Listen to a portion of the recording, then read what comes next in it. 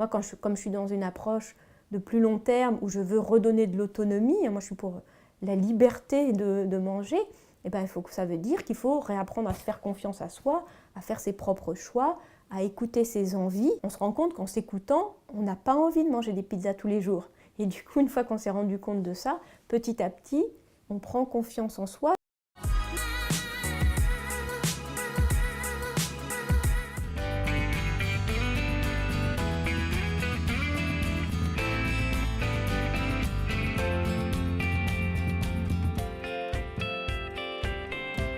Je m'appelle Ariane Grimbach, je suis diététicienne gourmande ou diététicienne du plaisir de manger parce que je ne veux pas que la diététique soit synonyme de privation et donc j'aime beaucoup manger à titre personnel et j'accompagne les personnes vers un bien-être psychologique et corporel autour de la nourriture.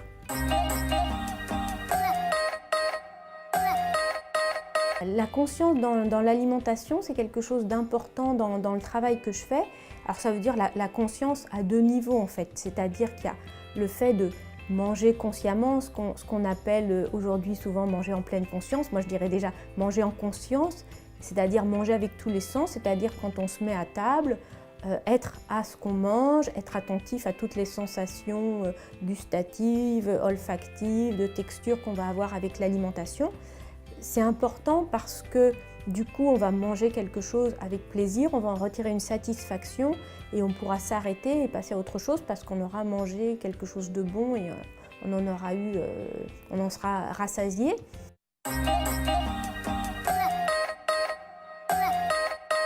Dans le fait de cuisiner, j'essaye de leur expliquer qu'il n'y a pas que le résultat qui compte, c'est-à-dire le plat qu'on va faire ou ce qu'on va servir à table, mais aussi tout le chemin, c'est-à-dire le moment où l'on cuisine, qui peut être un moment agréable, détendant, apaisant, relaxant, sensoriel en soi. Et du coup, ça peut vraiment revaloriser la cuisine et le fait de cuisiner et on peut y trouver plus de temps.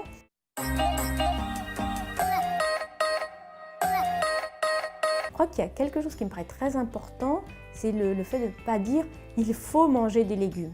Parce que du coup, on a tendance à catégoriser les légumes comme un aliment devoir et pas du tout un aliment plaisir. Donc je pense qu'on peut tout à fait manger des légumes pour le plaisir, à condition qu'ils soient bien cuisinés. Donc le rôle des parents, c'est de faire découvrir la diversité des légumes. Il y a plein de légumes différents, de bien les cuisiner, de les manger avec plaisir, pour que ce soit un bon exemple. Les enfants ils sont beaucoup dans l'imitation, donc pour que ce soit un exemple, si on mange quelque chose avec plaisir, l'enfant il aura plus envie. Après, il faut quand même savoir que c'est quelque chose de nouveau pour l'enfant, donc il faut qu'il le goûte plusieurs fois, mais il faut essayer que ce ne soit pas juste un légume un peu insipide, préparé à la va-vite, bouilli, mais plutôt un légume quand même qu'on aura cuisiné pour qu'il ait du goût.